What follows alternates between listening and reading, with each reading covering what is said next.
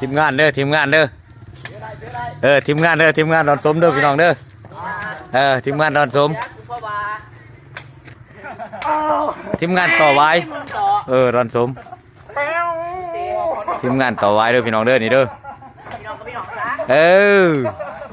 ถามว่ามีทีมใดสนใจอยากมาเตะอยู่ทีมงานต่อไว้ดอนสมเฮาเนาะก็มาโลดเนาะอยู่ที่ท่าบักเด้ออยู่ที่ท่าบักแต่ว่าทีมงานบ้านอื่นเนาะอยากมาดินต่อไว้มาไรอยู่ที่ดอนสมท่าบักเด้อเดินอยู่ท่าบัก